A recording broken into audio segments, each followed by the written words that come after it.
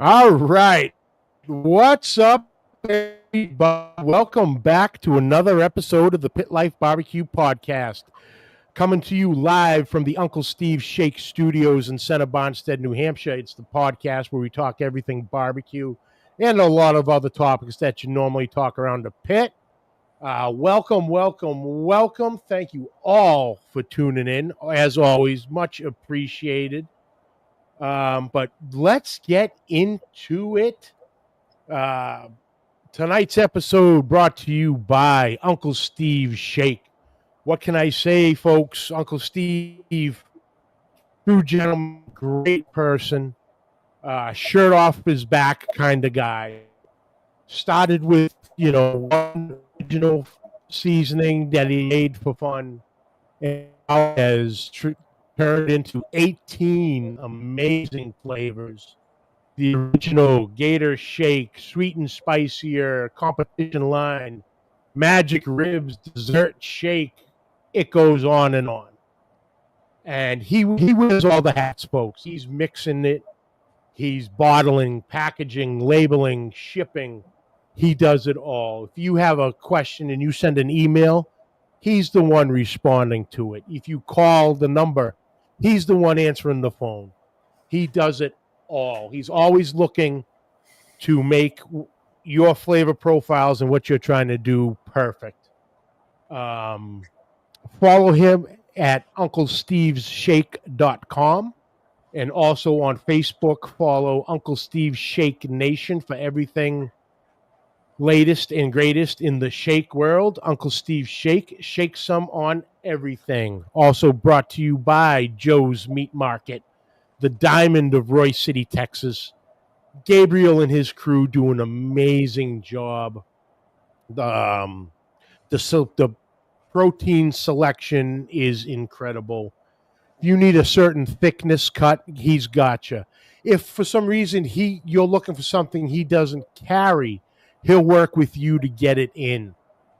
And the produce, huge selection, brought in fresh daily. And for all us competition guys and backyarders, he's got us covered too.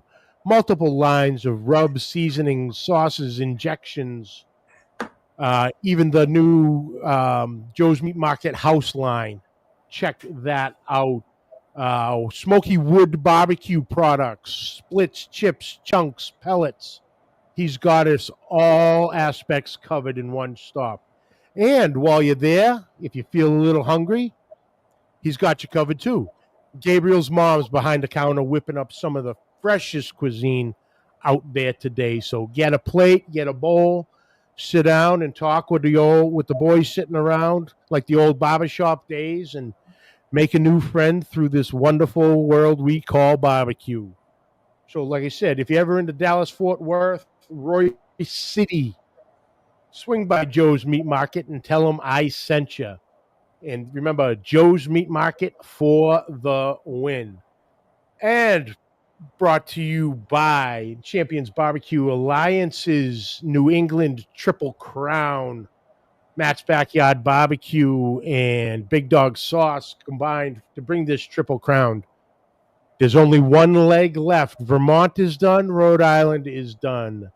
Not this coming weekend, the week after. So 2 weeks from now, the final leg in Litchfield, New Hampshire.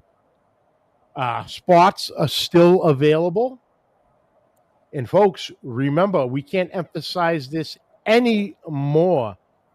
This is an auto for the jack. And the weekend it falls, it is actually your last chance for an automatic to this year's Jack Daniels Invitational. So jump all on that. Plenty of room left.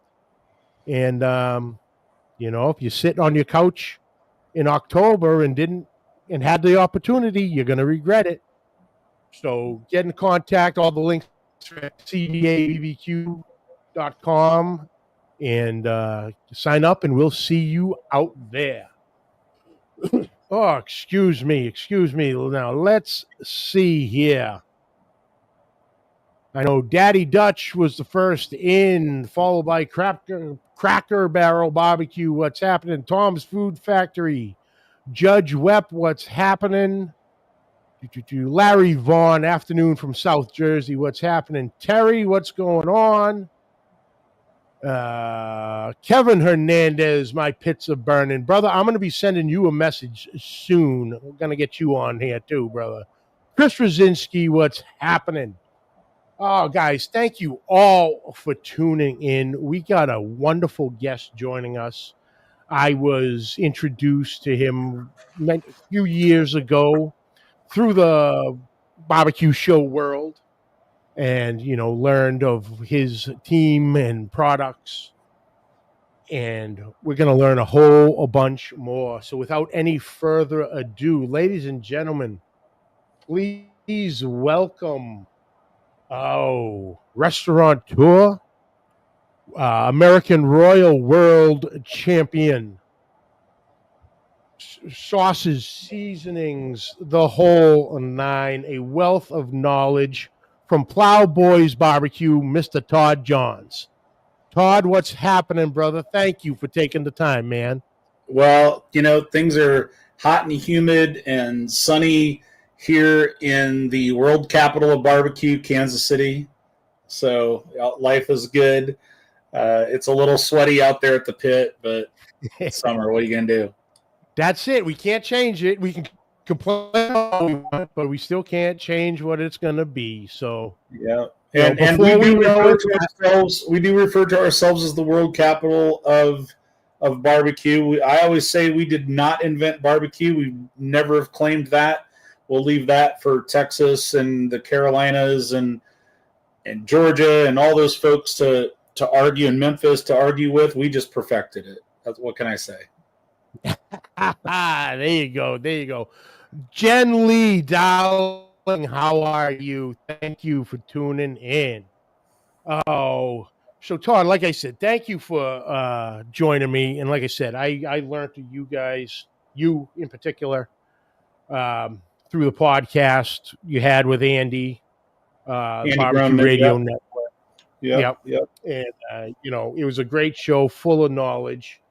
But that's how I originally learned from you. But now I'm going to get the opportunity to really dig deep into it. Uh-oh. So can you give us a little insight of, who you are, where you grew up, how you got into barbecue, and, how you eventually into the Missouri area. Because if I'm not mistaken, Little Bird, who was in the chat actually, told me you were originally from not too far out of Iowa. You're cutting out there a little bit on my end, but so my story is barbecue is not something I grew up with. It wasn't in my blood. In fact, I didn't have real barbecue until I was probably 25 years old. I grew up in Northwest Iowa, a lot of farm communities, and both sets of grandparents had family farms, multi-generational family farms, and spent a lot of time on those farms. And so, baled a lot of hay and fed a lot of cattle and pigs and did all the farm stuff. Moved to Kansas City 31 years ago when I was 25. I was with Gateway Computers and was just starting out my tech IT career, and moved to Kansas City. And my second night here, I was staying in a hotel in downtown Kansas City with about 4 or 5 other people from like South Dakota, Iowa. And we had gone to the concierge and asked them, where can we go for barbecue? We know Kansas City. We've heard of this barbecue thing, but we don't know what it is. Can you help us go where we need to go? And so he called us a cab. This was decades before Uber, right? And so he calls us a cab, and we get in the cab, and it's November, and it's dark, and it's only like 6 o'clock, but it's dark out. And we roll up to this neighborhood that looked a little sketchy, and the cabbie dropped us off, and we go in, and it's not looking promising. It's a little greasy. There's the greasy floors. The menu board was like from the 50s, and the track channel where you put the pricing and the menu items with the individual letters. And we're like, man, the concierge punked us. They sent us to the hood or something. They sent us to the worst place in the city, and they're probably all laughing at us back at the hotel. And so we go and go up, and I'm looking at the menu, and I didn't understand half of it. It was like, in my mind, barbecue was ribs for some reason. That was what I had in my mind.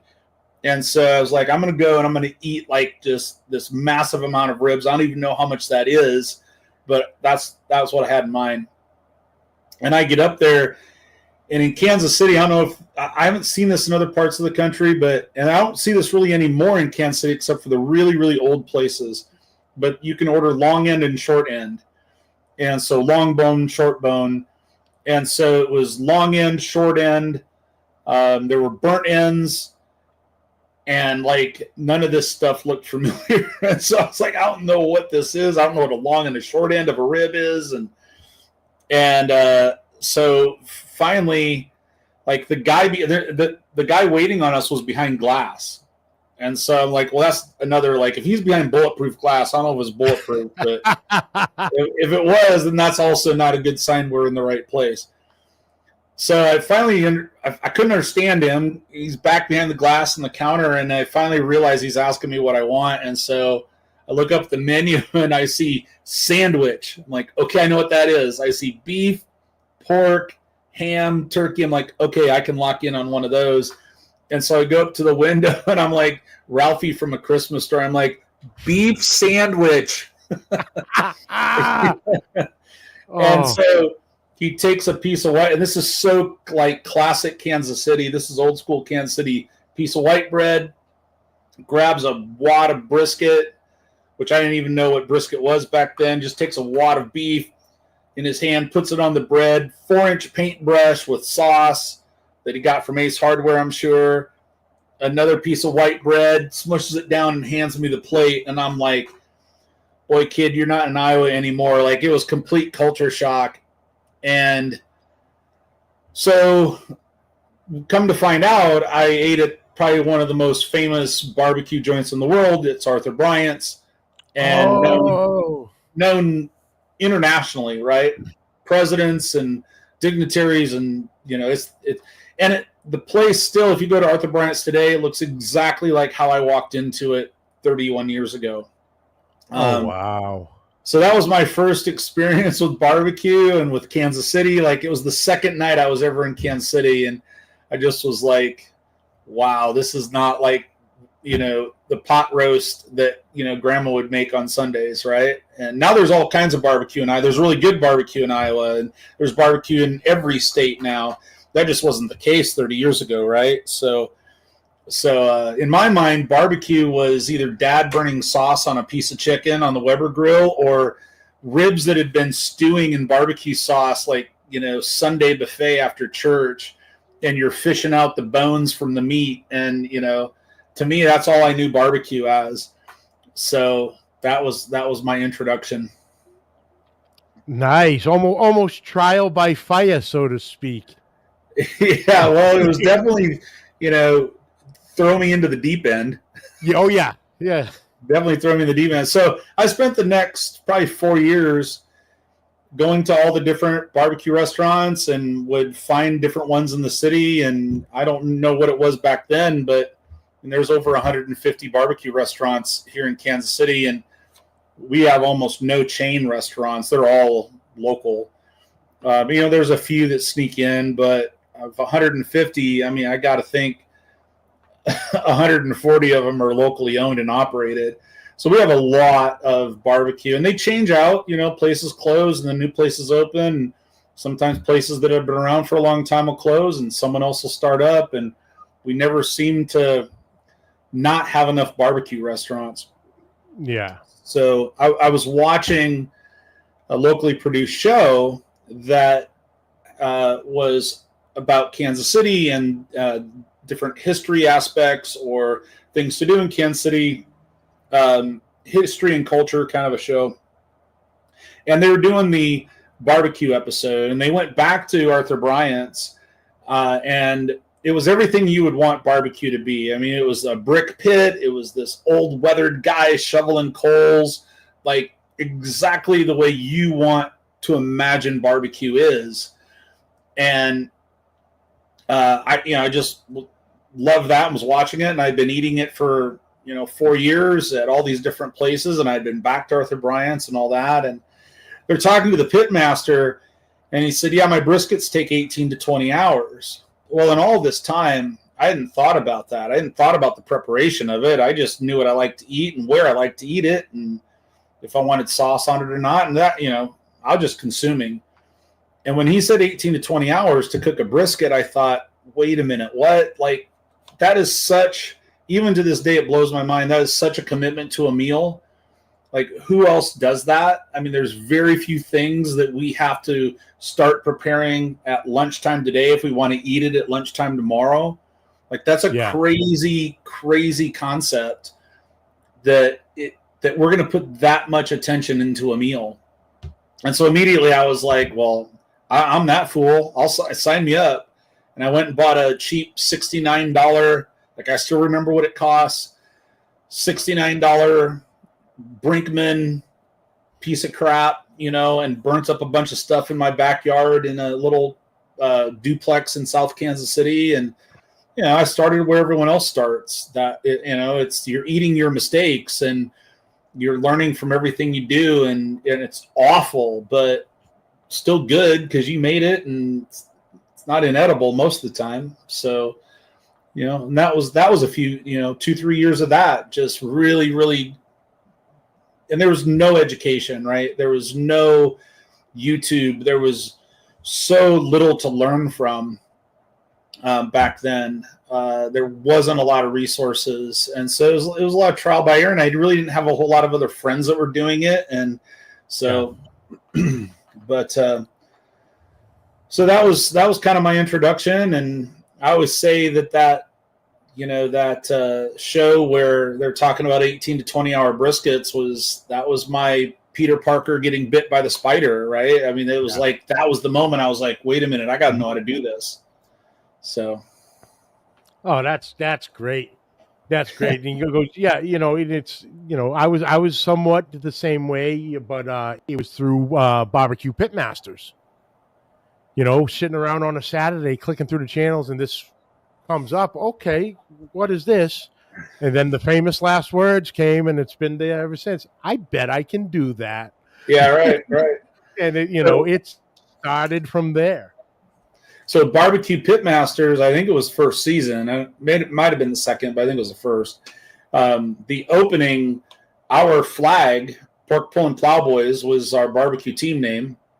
Our flag flew in the intro of the show every week. So that was always fun to see. We knew right when it was going to happen. It was like, boom, right across the screen was our flag flying.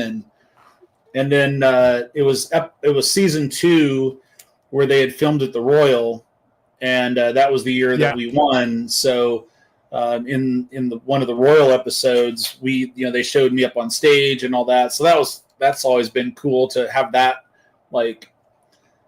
recorded, and every time it comes on, I usually have someone reach out to me like, hey, I just watched a Pitmasters and you were on there and stuff. And it was a nice little 16 years ago.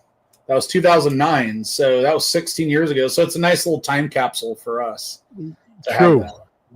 True. And then, you can for another little time capsule, you can always peer over, I believe, your right shoulder there. Of that little head piece there, This guy, he needs his jewels need a little. Yep. Oh, that was 16 years ago. So, just walking across that dirt and going up on the stage, it was like riding a roller coaster. You just couldn't catch your breath. And it was. Just felt like the most improbable thing that would ever happened. And everyone wants that. Everyone that competes wants one of those crowns and wants one of those trophies. And, here we had won one year, the year before. Andy and I were cooking together the year before, and we had won pork in 2008 in the Invitational. That was the first year that I qualified, and Andy and I were cooking together somewhat, kind of under both of our names throughout the year. So he joined me, and we won pork in 2008. And just to be standing there with that pork trophy, the two of us, it was just like unbelievable that, so many people don't get a chance to have one of these, and here we're holding it, and that, in a category, it was amazing. And then the next year, Andy had qualified for the Invitational, and so we didn't cook. We cooked separately. And in 2009, I won brisket, and my only thought was, and I had 3 calls that year. I had fifth in chicken, and 99th in ribs, and 8th in pork, and then first in brisket. And my only thought was not that I'd placed well overall, but that I was holding another one of these trophies. And it's like, people would kill to have one of these, and here I'm holding 2 of them in back-to-back years. It was just like unreal. Like, this isn't what happens to a kid from, farm kid from Iowa, right? So, yeah. And then, 15, 20 minutes later, however long it took them to get through all the, we want to thank our sponsors and blah, blah, blah, all of a sudden they start counting down from 20. And when they got to 3rd, I thought, holy crap, we just finished in the top 3. Still hadn't clicked that we had won. Yeah.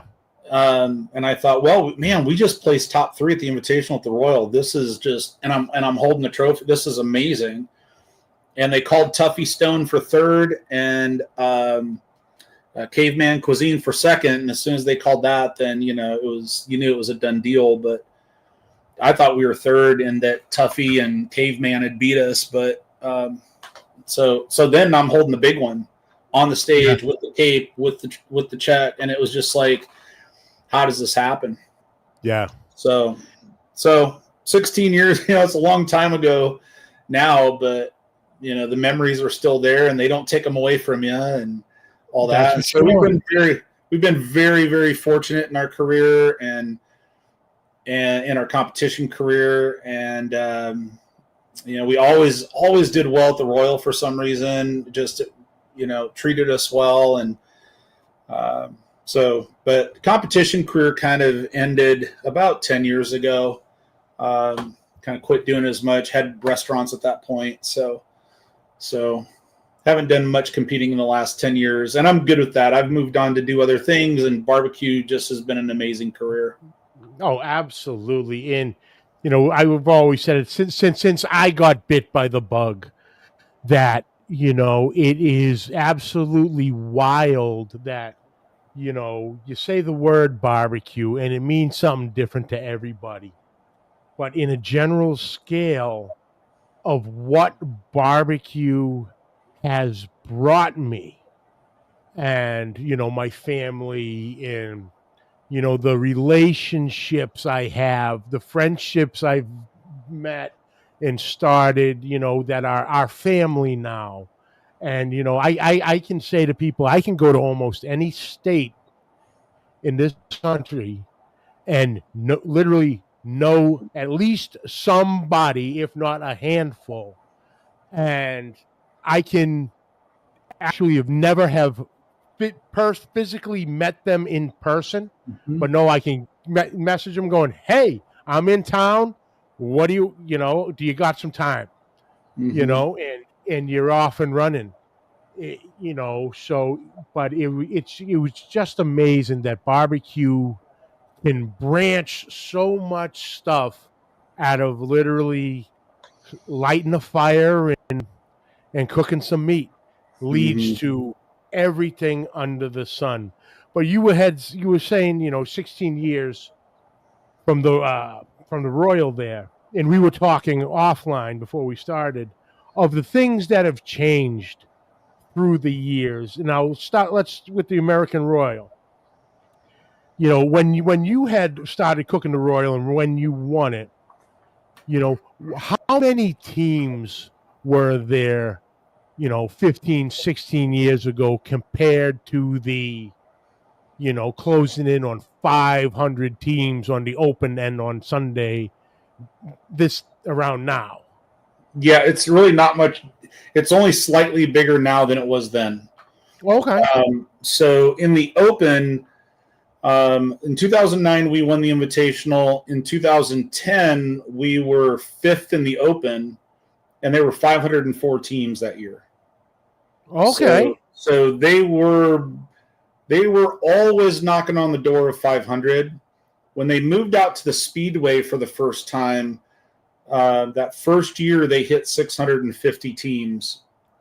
That first year, and now it's back down to where it was in the West Bottoms. It was at Arrowhead one year, to 2015. It was at Arrowhead, I believe. So the Invitational's grown a little bit bigger, and I'm not sure why. I don't know that there's that many more contests. But the Invitational, the year I won the Invitational was 139 Grand Champions, and now I think it's approaching 200. I don't know that it eclipses 200. I don't know, but I think it's probably 50% larger now, the Invitational.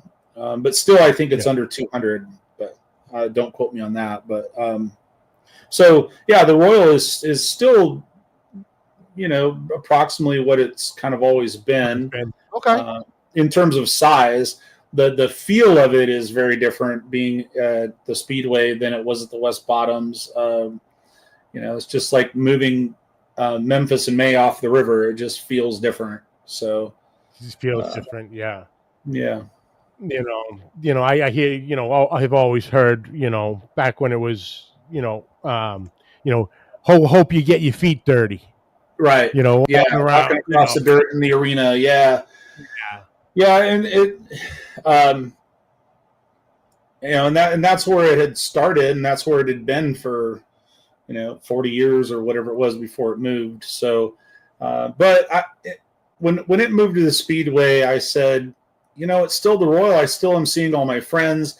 There's still, it feels a little bit different because of the layout, but you put all of us on concrete somewhere and it's going to feel like a barbecue contest, and it's going to, at that scale, it's going to feel like the Royal. It may be on different concrete, but it's still the same thing. So I miss the West Bottoms. I think a lot of us old timers do, but it's still the Royal, and it's still the biggest barbecue contest in the world. No, absolutely.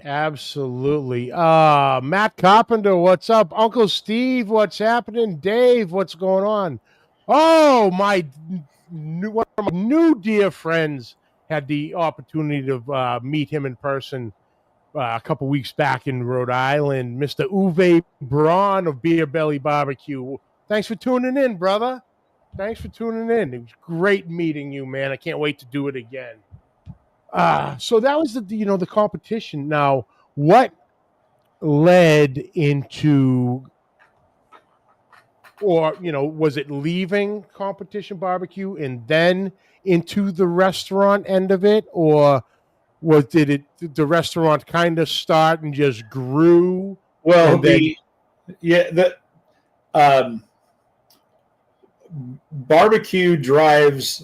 competition barbecue drives behavior that we're always trying to figure out how we support our habit. So everything comes from a financial need to support the habit. I'm not going to go rob a liquor store, but I'll probably sell some barbecue rub, or I might cater a graduation, or, anything to put some money in the coffers to go do another contest. Because if you're winning enough to pay for it, you're in the minority, right?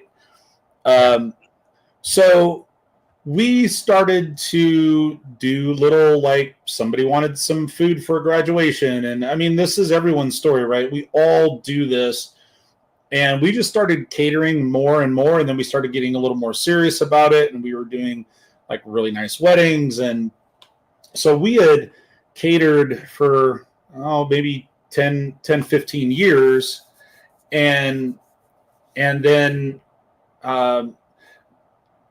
then we moved into the restaurant. But before I go there, we started catering, and my brother-in-law, who was the other half of the team, he was doing some roadside vending, and was like, man, I'd love to have something with our logo and our name on it to sell, like just a bottle of sauce or something.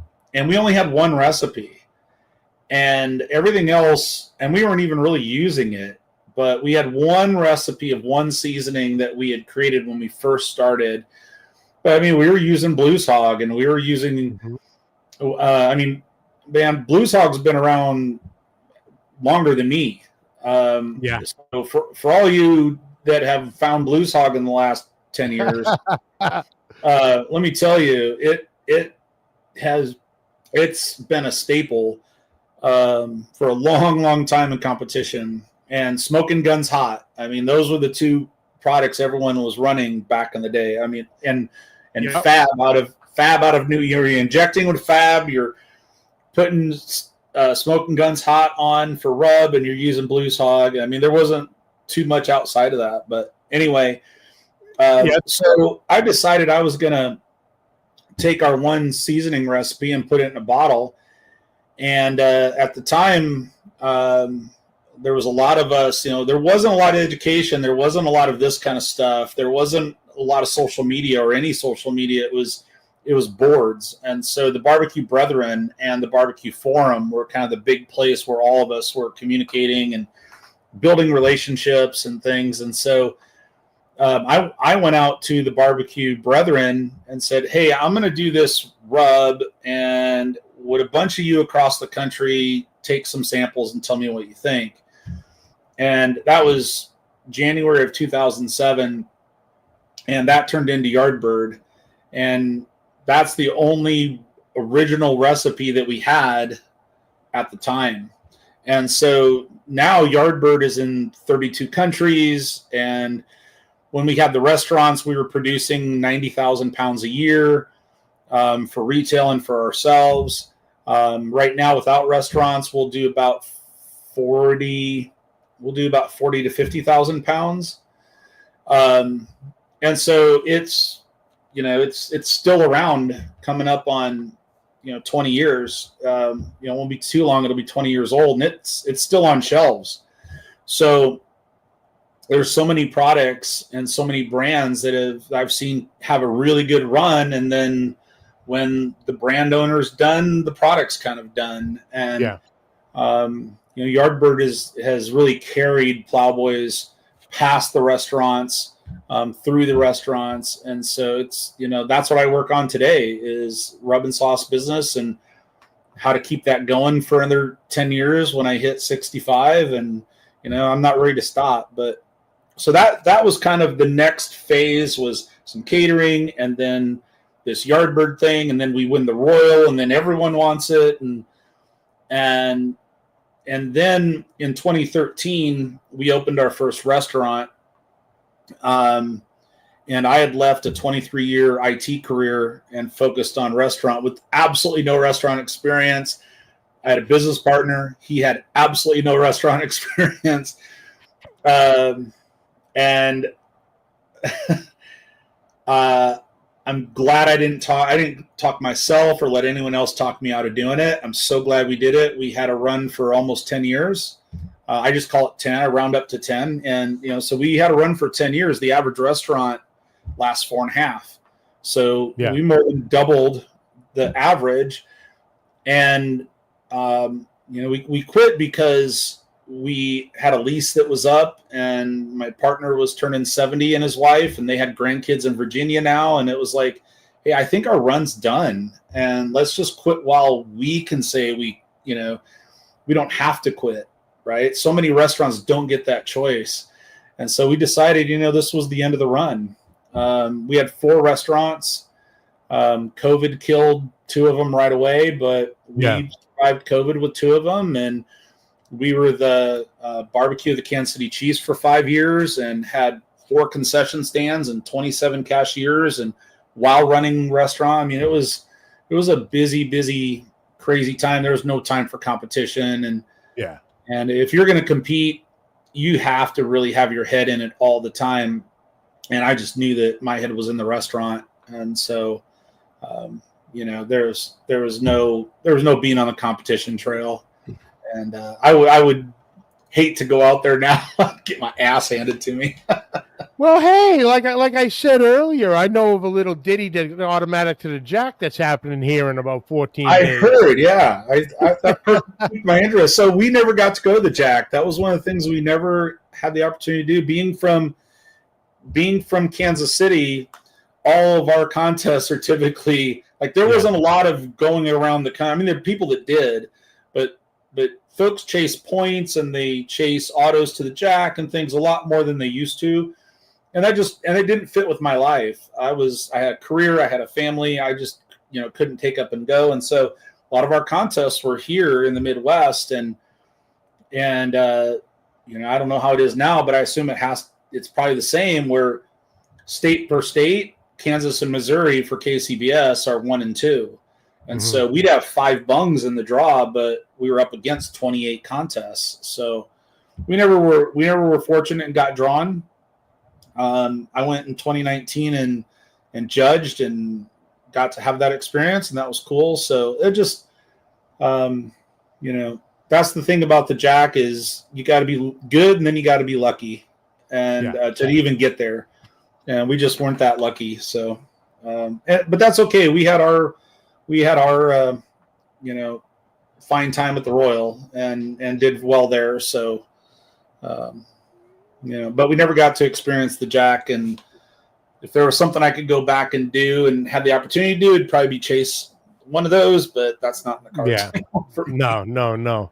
I got to bring this up or else I'm going to get yelled at after the show. But Daddy Dutch says, Mags, tell Todd that Centennial Hall in Westmar is getting torn down this week. So Westmar is my college alma mater, and Centennial Hall was the men's dorm there. So, yeah, man. Yeah. And now I'm gonna pick your memory here for a minute. Okay. But I was talking to somebody, and they were saying that they had the opportunity. I can't remember how long ago this was. Even though I had the conversation with him yesterday, and he's in the chat, and he'll yell at me because he can. And he had the opportunity, and he was doing a cooking demonstration on. This is in Iowa. I don't know if it was in.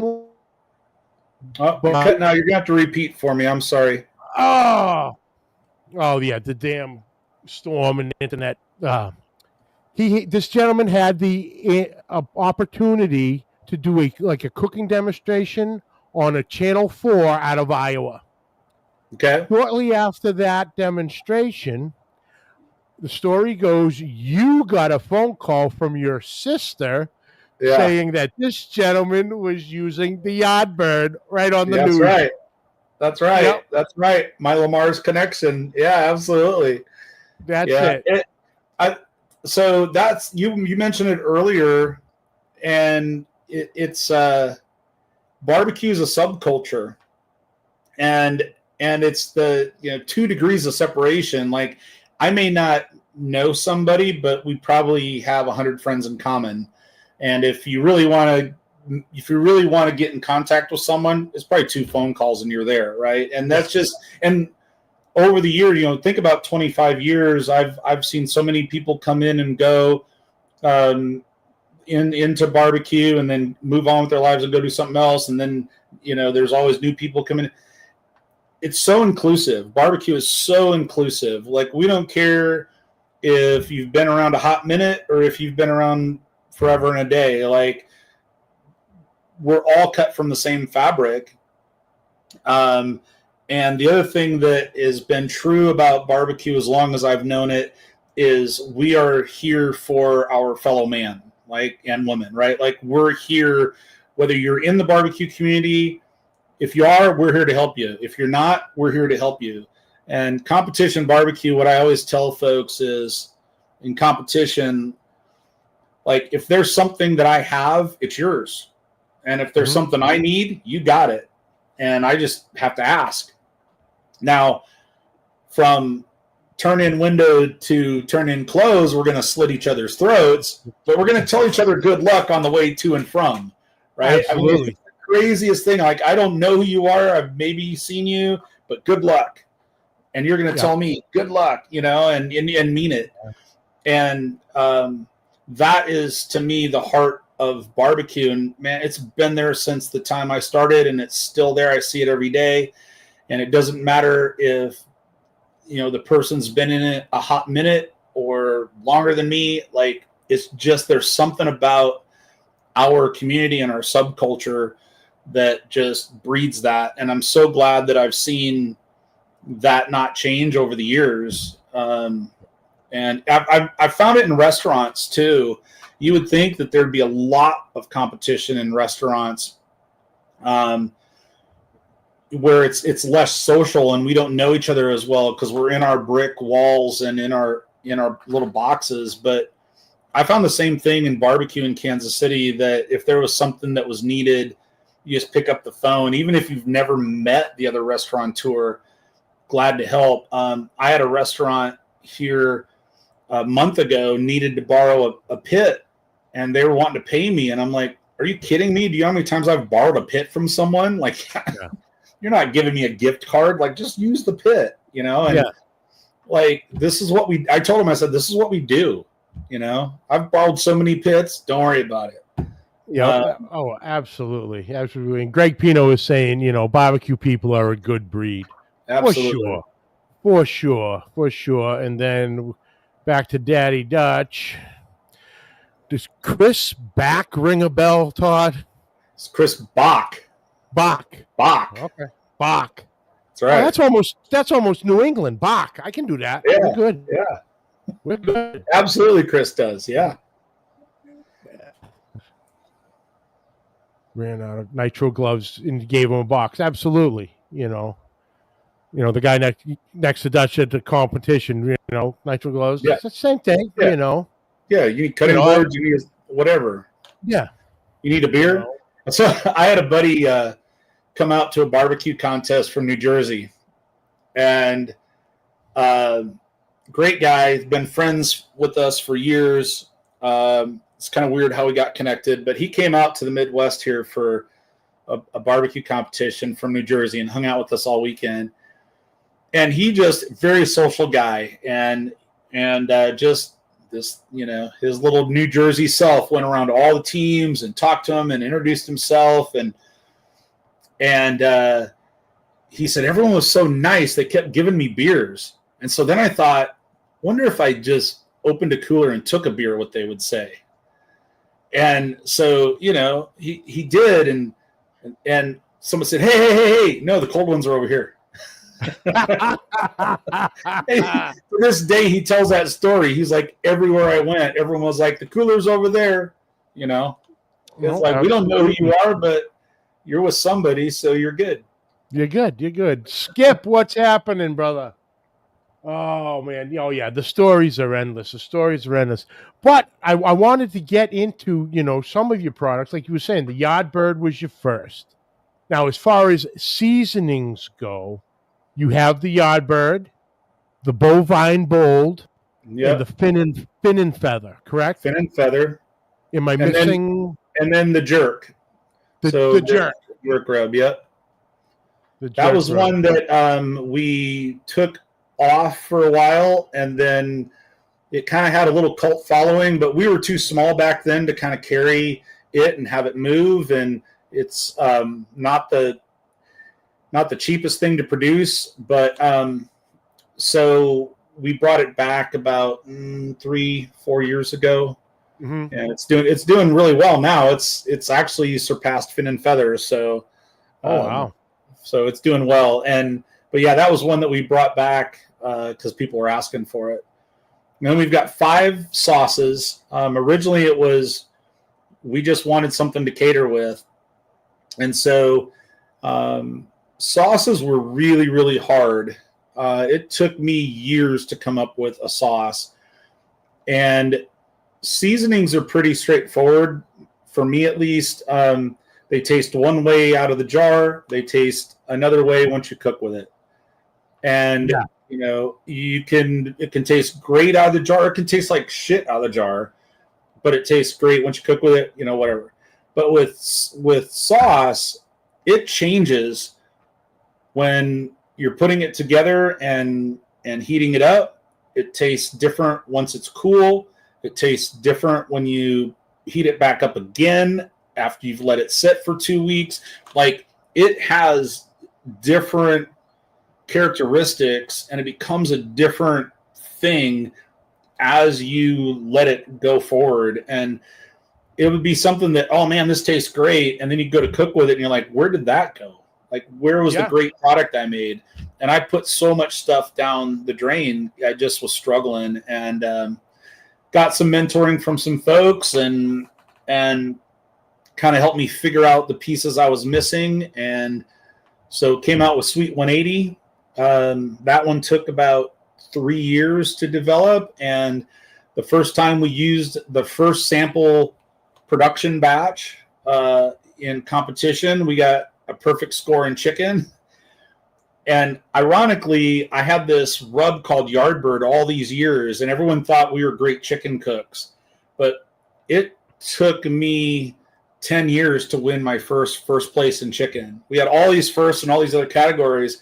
We had all these seconds in chicken, but we had second in chicken at the American Royal. We could not get a first place for nothing. And it took 10 years. And it was the Sweet 180 that we used on chicken in a competition for the very first time. Perfect score, first place. I was like, see, this is what we've been missing. That's it. So we called it Sweet 180 for having the perfect score, and it named itself, and that's really all we had. And then getting into the restaurants, people were like, this is great, but it's not my style. I don't want a sweet sauce. And so came out with Casey Crossroads, and then people wanted a hot sauce, so we kind of did a variant of that. The one I love that is, you have to like a vinegar sauce, but the Tar Heel Tang is a really, really good Piedmont-style, Lexington-style sauce. Okay. Instead of using red pepper flake, we use a habanero mash. So it's a fermented pepper. And it's really interesting how the fruitiness of the pepper comes out instead of just the straight heat. That fermentation allows the fruitiness of the pepper to come out in it. It's really a great sauce, but it's one of those that you have to kind of like that style. And but to me, it's one of the ones it's one of the products I'm most proud of. It's probably the one that moves the least, but it's the one I'm most proud of. Yeah. Looking at the entire line, there was one that stood out to me, and I knew I had to ask you about it because I'm just intrigued. The Bean Buddy. So the Bean Buddy was a product of necessity out of the restaurant. When we first opened, we had our recipe for how we did pit beans. Mm-hmm. And even when I was doing it, it was such a show. Like, it was like all the stuff you had to bring out and all these ingredients and then measure all of it. And then someone would ask you a question, you forget where you're at. And then it was trying to get the staff to, do it. And finally I was like, this is insane. I went to our sauce bottler and I said, can you give me all of these ingredients put together ahead of time in 5-gallon buckets? And I'm just going to add them to cans of beans and add our brisket. And there's no more measure, like, you measure it for me and put it in a 5-gallon bucket. And that was our bean recipe in the restaurant. And so we had a 60-gallon steam jacket kettle that we would make our cheese sauce from scratch. We were known for barbecue nachos. We would do about 125 gallons of cheese sauce every week. We were the barbecue restaurant that nachos built. That and burn ends, like, we couldn't keep up on all that. So we would use the steam jacketed kettle to make our cheese sauce, but then we'd also use it as just a big mixing bowl for the beans. And we wouldn't turn it on. We would put 36 cans of beans, a 5-gallon bucket of our bean starter, which was Bean Buddy, and then 80 pounds of brisket. chopped up, and that was our bean. And then we'd vat all that out into 5-gallon buckets, send it out to the restaurants, and we do that 3 times a week. So wow. We were doing about 150 gallons of beans every week that way. So that's Bean Buddy. That's where it comes from. It was like, well, we're putting 5-gallon buckets, we might as well put it in mason jars too. And so that's the original bean recipe from the restaurant and from catering. I mean, it was the same recipe from catering. But I'll tell you, the hardest thing going from catering to restaurant was we knew we could make good food. We knew we had good flavors. We knew we could make it in mass quantities and have it be good and consistent. We were doing enough catering that we had that process down. The cooking process was down. Serving process, we could serve 350 people, 2 lines, 20, 25 minutes. They're all having a great meal. The hardest thing was transitioning to the restaurant where you take those same 300 people and instead of 20 minutes, you're doing it over 9 hours and you're doing it to order. And that was the hard part. Like, I can make all this food. You change one variable and that's how it gets served out. 9-hour period versus 30 minutes. And it took a while to get through that because we had no experience of running restaurants. So it took us a while. And there were a lot of friends, competitors that had restaurants, and, Darren Worth, Smokey D's was a big mentor. Famous Dave was a big mentor. There was a lot of people that really kind of helped us. We tapped into our community, and they were just so happy to offer us advice and tell us what we were doing wrong and what we were doing right. But that was the big. We would open, and lunches were amazing. Like lunches were stellar. But then dinners weren't, because we were holding things too long and we couldn't figure out how to do that. And it just took us a while so that both dinner and lunch were, both comparable. Then the next challenge was doing it in multi-locations. And that's where I really leaned in on Famous Dave a lot when we started doing multiple locations. And he told us, when you do 2, it'll be twice as hard. When you do 3, it'll probably be 4 times as hard. When you get to your 4th one, you probably won't even notice. It's just hard. He says, then you get to your 5th one and things level out. And then you get to 8 and 10 and you can scale to whatever size you want. And that's really what we found. I mean, we never got to 8 or 10, but 2 was hard. 3 was about killed us. 4, we were getting there, and you're getting to that economy of scale where you can have a support team around you, and it's not everyone like having to do all of it. And so he was right on. I mean, it tracked exactly with our experience of scaling up, and COVID killed our dreams of getting bigger, but that's okay. We're doing other things now. Yeah. Well, speaking of beans, Carl Davis, how are you, sir? Thank you for tuning in. Appreciate you. And, of course, Daddy Dutch has got to get his Iowa questions in. Did Todd ever enjoy an adult beverage at the Margot, L&D, or behind the 8 Ball? Oh, yeah, many times. I was the college DJ at Ole's. So there you go, Dutch. Oh yeah. Oh, he loves this. He loves the Iowa stuff. Yeah, and the bar in the corner was the High Life, I think. The High Line or High Life. Yeah, this town I went to college in, 10,000 people, and I think there were 20 bars. Hey, nothing wrong. I see no problem with that, Todd. Yeah, that tracks with New England too, right? That tracks with New England.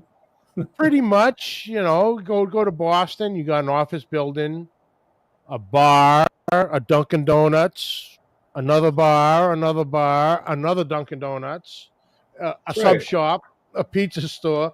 It's all about pretty much the same. Ole's is the old L&D. Highlight was a real dump.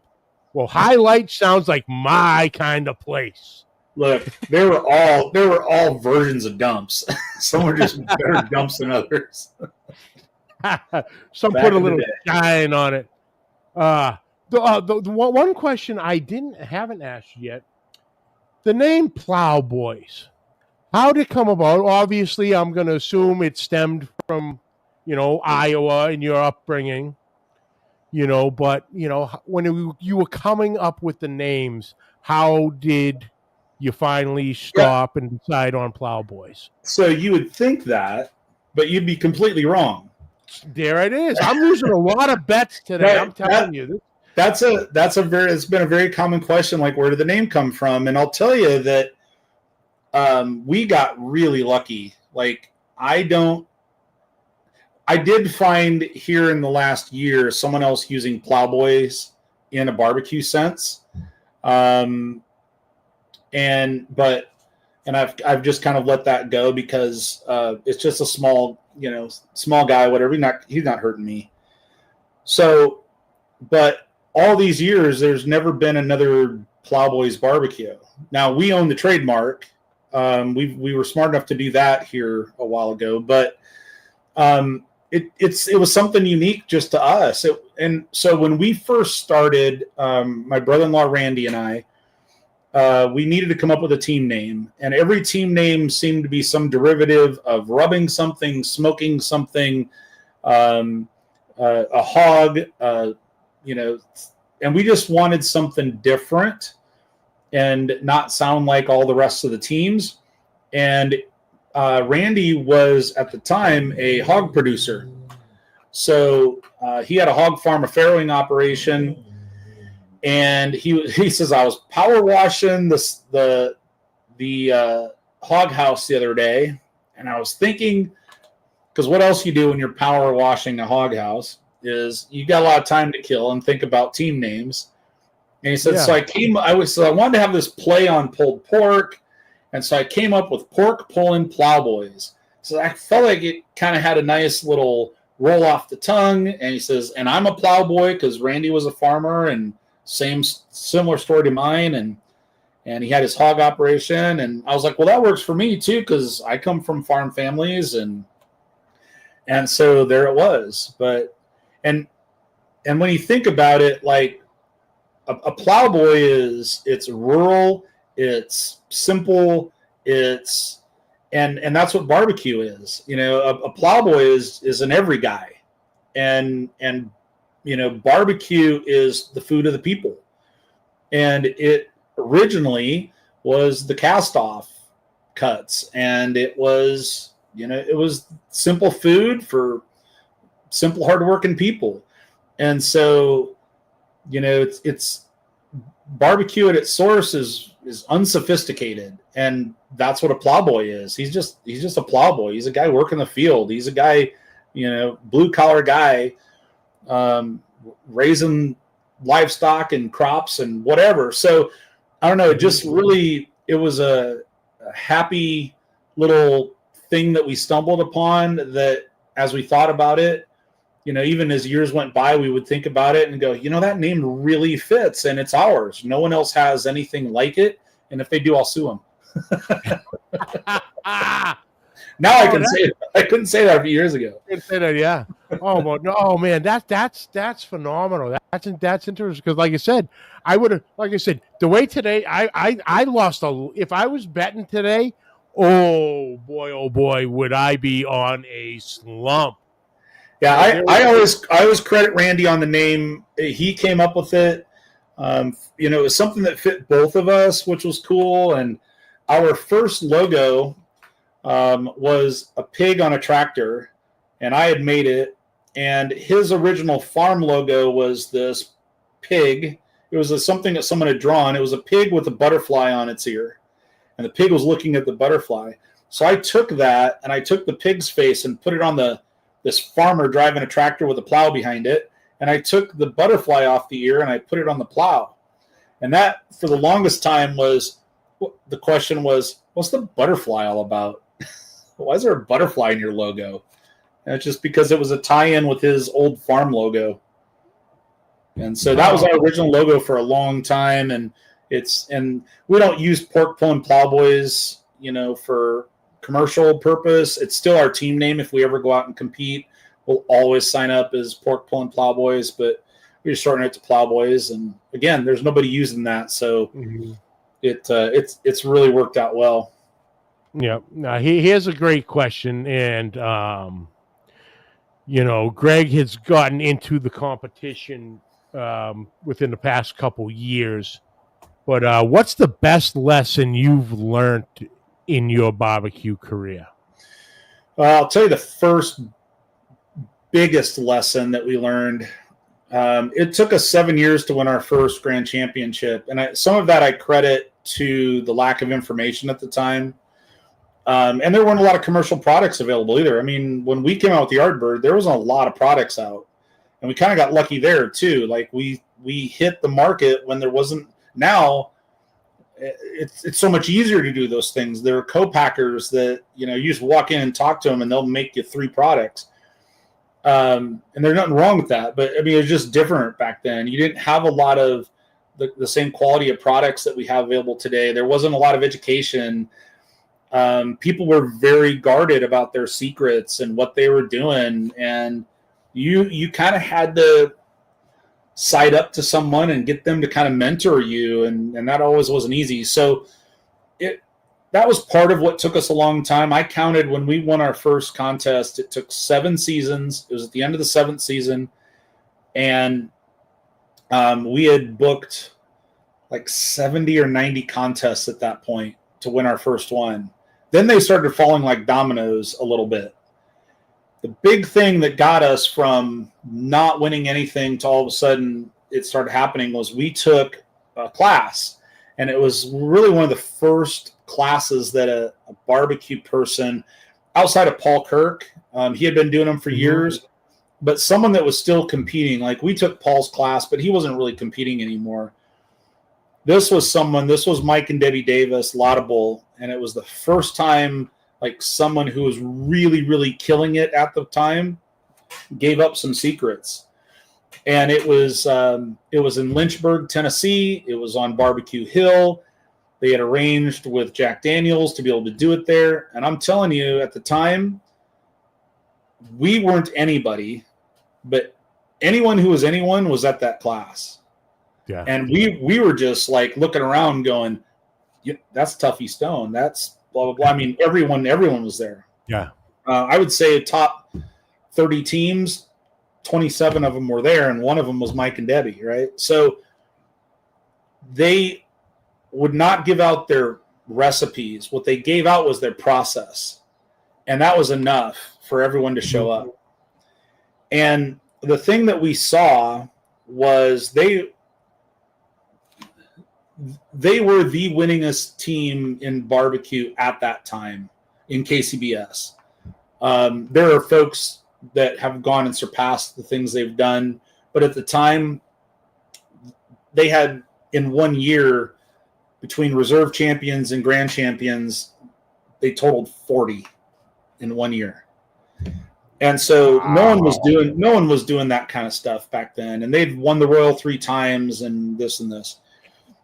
So they're out every week competing. We were competing 12, 18 times a year, and we thought that was a lot.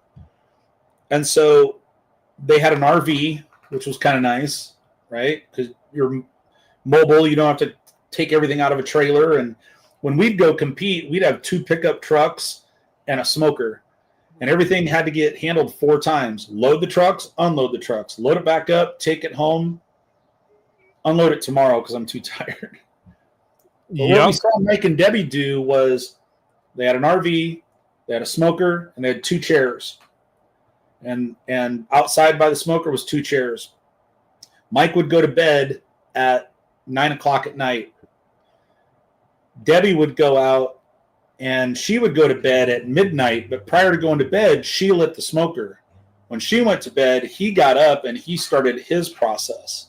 And then she would have all the boxes done ahead of time. And then blah, blah, blah, blah. They knew their steps. They knew their process. And they didn't have a potluck. They didn't have a keg of beer. They didn't have a cooler. They had 2 chairs and a smoker. Not very inviting, but they weren't there to throw a party. And that was what we took. We came back from Nashville. We came back from Lynchburg, 12-hour drive, and we talked the whole way. And that's what we talked about was we got to quit inviting people. We got to quit bringing all this stuff out. Like, we don't need all this stuff. If we would just concentrate on what we're doing. And I'll tell you that transpired to the restaurant as well. Just very process driven, we don't need all this noise. Let's focus on what we're here to do. We can go to the potlucks. And so whenever you'd come to the American Royal, we never had a party. We had a keg of beer one year because someone provided it, but we never put lights out.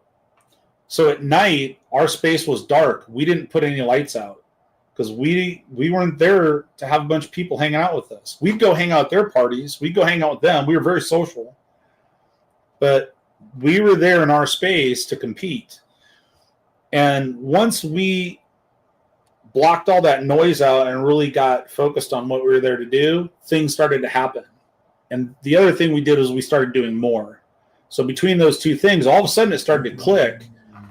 And going into the restaurant, I took that mentality. I started competing on my own more. And I would start to eliminate steps. At one point, I had like a 14-step rib process. And one year at the Royal, I cooked on pellets. So I was one of the first teams to win World Championship on pellets.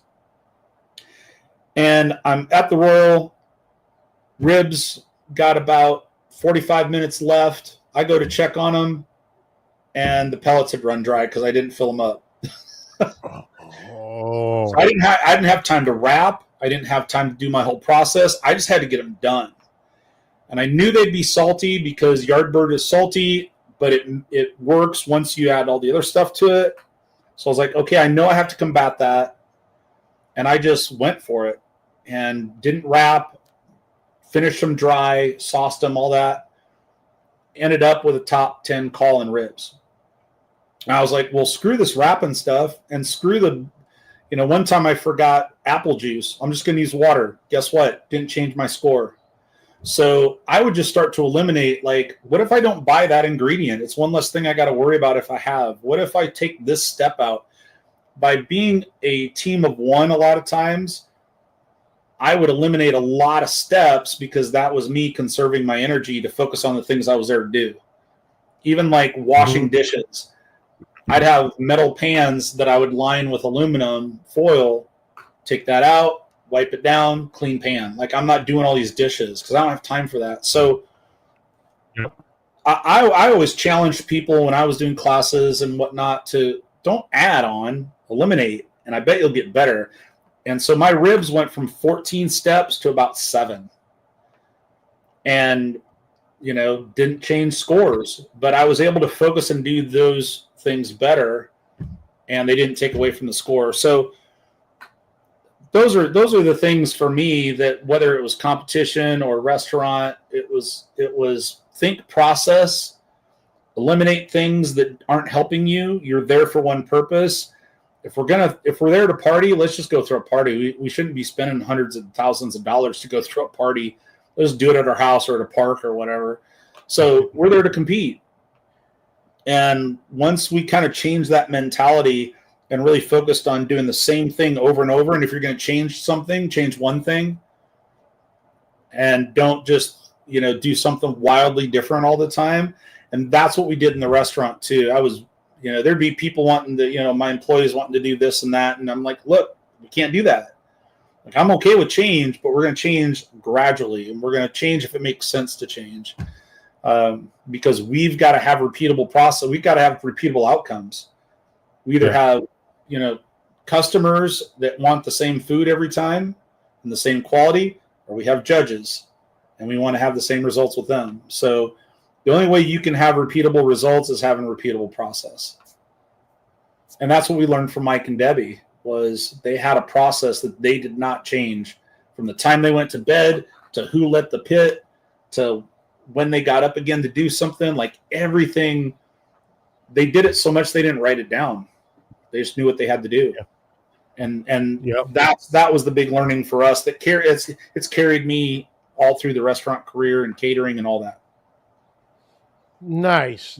Yeah, I remember when I first started with with competitions. I had more stuff with me than I had table space. I had 3 or 4 totes full of God knows what, and it's like Rubs you're never going to use. Oh, I think I might have brought every rub and every sauce I had in the house, including a couple that I don't even know where they came from. And I'm sitting there and I'm packing up. I'm like, oh my God. I go, I don't even think I opened this tote. So Right. Okay, we're gonna lose that right off the bat, and started narrowing down stuff for convenience. Like you were saying, with lining the pans and Yep. what's going to be easier for a quick cleanup. And I'll tell you, the invention of these disposable cutting boards, game changer. Yeah, Just for throw sure. it away, get a new, instead of running to the hose and getting, hosing it down because it's covered in gristle, fat, sauce, everything. And it's like, oh, man. But, oh, yeah, you narrow down so much through the process. Well, the first thing we eliminated was we had a 10 by 20 tent and we had a 10 by 10 tent. We cooked out of the 10 by 10. The 10 by 20 were for guests. We quit bringing that. Mm-hmm. And we had chairs for them and we had all this stuff. So once I started getting more serious and I had my trailer was set up much like the same methodology and thought process as Mike and Debbie. Was everything's in its place. I know exactly where things are at. I know exactly how this is going to move throughout the weekend. I would roll up. I'd unhitch the trailer. I'd plug it into whatever power was available. I'd put the awning out, and I'd put out 2 chairs. And so if you ever came by my space, there was the awning and 2 chairs. And I always joked that I had 2 chairs. I sat in one, and no one ever sat in the other one. But the reason I put 2 chairs out was because Mike and Debbie had 2 chairs with their pit sitting out of there. And it was just that constant reminder of, that's it. You get 2 chairs in this trailer. And the smokers were on the trailer, but, we're mounted on the trailer. So I didn't have to worry about that. But, I mean, that was my little, that's it. There's no bringing out coolers of beer and tables with food. And, screw that. I'm not here for that. Yeah.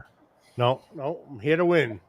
That's it, Yeah. But yeah, that's the one thing I did that I've learned, and so many people have said it when I ask, when that question comes up. It goes, once we kind of got past the whole partying thing, we started getting calls and started taking it serious. We started getting calls, and the story's been same story throughout, generations now. Once the party slows down, and then you realize, wait a minute, I'm spending what every weekend to do what?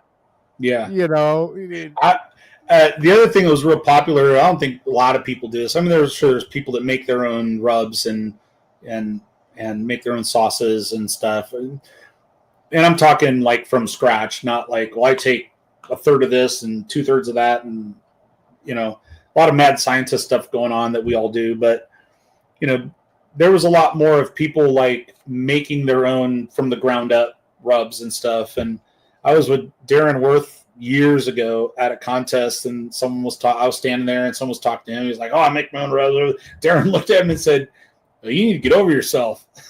He's like, you know how many great products there are? And this was like, 10, 15 years ago, I mean, there's way more great products now. Oh yeah. But he's like, you know how many great products are? Like, why do you think you're going to, have something better than something that, is made fresh and it's turning on the shelf? You don't know how long the seasonings that you're putting in your rub have been at the grocery store or whatever. And so, I mean, that's changed a lot too, is there's so much more education, either online or you can, I mean, heck, you have your choice of 20 classes around the country that you can go to and learn from someone who's been successful, and lots of online resources, shows like this. I mean, it's the learning curve is a lot shorter. It doesn't mean it's less competitive, though. It just means that everyone's kind of got a lot of the same information. They may be implementing it differently, but everyone's just as educated.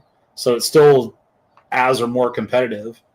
But I think you can spin up, and if you're getting the information is a lot easier, but then it's, okay, can you focus? And can you put that into something? And if it's not working, be able to, analyze, okay, what am I doing and what should I be doing? I think barbecue has always been a draw for like a lot of IT people, because either they're very analytical or they're very process driven, and barbecue competitions really feed both of those needs. Like if I'm a real analytical person, man, there's a lot to analyze. If I'm a very process driven person, man, you can build process all day long around how do you make that perfect brisket or whatever. So it does pacify some of our personality traits sometimes. Mm-hmm. Oh yeah, no, 100%, 100%. Like I said, I was even revamping my process for New Hampshire in the 2 weeks on, when I'm going to start my injections and all that to fit it, because I'm involved with the kids queue, and when I would do that, okay, that's when the cook time and the turn-ins are for the kids queue. So okay, I need to change around my process of injection and brining and setting some times and knowing when I started my brining process, whether I was doing thighs or if I was doing a half chicken. Okay, that could get brined a little bit more because it's just bigger, while the thighs less because it's smaller. Just keeping memory of that, and it's like, yeah, I'm just constantly revamping this, revamping that, and nothing major, but just trying to figure out exactly what works for me. Because like you, I'm a one-man team. My son helps out, my wife helps out. But for the most part, it's me doing it all. Yeah. And they're like, well, why do you do it? I go, it works for me. It might not work for you. I always say I was a one-person team because I don't work well with others. Yeah. That's what I did. Yeah. I'd say it's either I don't work with others or other people don't like how I work. That's right. I don't work well with others. It may be their decision, but it's still the same basis. Yeah, I've seen too many times of like, hey, the four of us are going to get together and we're going to go cook a contest. You ain't? No, thank you, but no. Why? What's the matter? Too many cooks in the kitchen. Yeah. What do you mean? I go, you all cook on your own. You all have your own recipes. You're going to go there and you're going to get in a fight because you're all going to separate. I'm going to do chicken. You're going to do ribs. You're going to do pork. You're going to do brisket. Fine. Does everybody stick to that as far as cooking it? Yes. Does everybody put their 2 cents in during preparation and the cook for that protein that they're not cooking? Yes. So, thank you. No thanks. Y'all want to get together out in the backyard or in the driveway, fire up a bunch of cookies, and we'll cook a bunch of stuff? I'm all about that. That's a good time. That's a social time, social experience. Let's go in there. But as far as a competition goes, no. I'm happy sitting there by myself. I've had some of my best times competing with some of my friends, Andy being one of them, and Randy and others, and sometimes that's where the best stories come from. I mean, and there have been times where we've had great results cooking together, whether it's Andy and I or my buddy Shane, and then there are times where we just got our butts handed to us too. So, one's not necessarily always a recipe for success or failure, but I don't know. There are times where it's like I have to be zoned in on this, and it's got to be my way. But then other times, if you are going to cook with someone, just know that, hey, this is going to be a bit of, we're working this together, even though we may have said, hey, you've got the lead on this entry and I got the lead on that entry. Pork at the American Royal, that was Andy's entry. That was his to manage, but there was definitely the two of us, putting that together and managing it. He was the coach on that, but and it's always a team effort. Oh yeah, when you're doing stuff, not one person did everything, but yeah, I've had a good time having a mix of either by myself, because sometimes I just like that, and then times where I'm with friends, but it's usually friends I know that are going to be of the same mindset. Like, we're here to win, we're here to compete, we're not here just to mess around. And I mean, so many times I'm sure a lot of folks listening have had friends, oh, hey, let me come out, I'll wash dishes for you, whatever. You know what? I know that sounds fun, but it's really focused out here. Like, can't always invite all these people because you don't know the movements, and so it's always there's always been more people wanting to be invited than got invited, unfortunately. Yep, no, 100%. And I was the same way. Depending on who it is, if I know that we're going to do this and we're going to stick to the guns and we're going to be right on line, yeah, okay, let's do it. Prime example, our first leg of the Triple Crown up here was up in Rutland, Vermont. And my friend Carlos Calzada from Smoking Los Barbecue out of Texas, he came up because he called me up. He goes, hey, I want to come up and, you mind if I jump in? We do it together? Absolutely. And it went fantastic. He was doing chicken and pork, and I was doing ribs and brisket. And through his process of like the chicken and the pork, he's telling me his process through it, through the ribs and the brisket. This is my thought on it, and just having that wonderful educating conversation through the whole thing. And then lo and behold, second place chicken, first place brisket, third overall. Yeah. It was no one butting heads. There was some questions, but more so of, why did you do that this way? Oh, that's just one of the things I've always learned. Or that's a thing, my father taught me when he was teaching me how to barbecue. Or, I learned this from watching TV. Things like that. It was just, the conversation was, it was never, no, I think you should do this. You do what you want to do, but tell me why you want to do it. I want to get in your brain for a minute. I want to see where you're coming from in your process. Yeah. So it wound up being, a 2-day class of so much on so many different things, and it's wonderful. Yeah, it definitely is an opportunity to learn from others. I always joke that I know all of Andy's secrets because I gave them to him. But the reality is, I mean, plus or minus, we've probably taught each other equally, and just through experience with each other, and I learned stuff from him still. Every time we get together, I'm still learning things from him. I'm probably getting more from him than he is me, but yeah. But that's the fun part about cooking with somebody too, and whether it's in a competition or backyard or partnering, collaborating together in a restaurant, that was always fun to see how other people do things, and so. Nice. Well, Todd, we're closing in on an hour and a half here, and you've been so gracious with your time.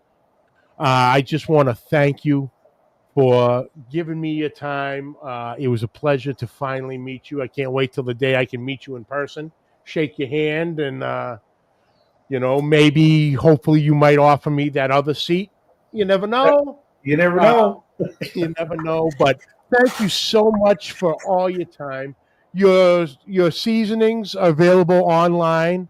If I'm not mistaken, you can check your Home Depot. Yeah, Home Depot. If you're kind of in the Midwest, Shields Outdoor. Well, they're more than the Midwest now, but a lot of Ace Hardwares. We're in almost all the Ace Hardwares. Okay. And Home Depots around the country. They're rolling out about 1,100 stores. But all things barbecue, American Fire Barbecue, just any of the barbecue stores are going to have our full line. Very good. And where can everybody follow you social media-wise? Instagram, Plowboys Todd, or Plowboys BBQ. On Instagram and Facebook and all that. Awesome. Very simple. Like I said again, Todd, thank you so much. You've been so generous with your time. This has been fun. And hope to do it again somewhere down the line. Yeah, thanks for letting me share my story. Oh, it was great. I enjoyed it. But thank you, everybody, for tuning in. Thank you, Todd. I appreciate it. I hope you enjoyed this conversation as much as I did. You know the deal. All the video on YouTube and Facebook. Catch the audio wherever audio podcasts are. You find them. Questions and comments, please send them to pitlifebbqpodcast@gmail.com. Like always, subscribe, like, rate, and review. Hit that share button. And next week, I'm not sure of a guest, but it is the Monday, and it is the Monday of Comp Week. So who knows what's going to happen on that one. But you're just going to have to tune in. Well, like I said, thank you all for tuning in. And until next week, keep the smoke rolling.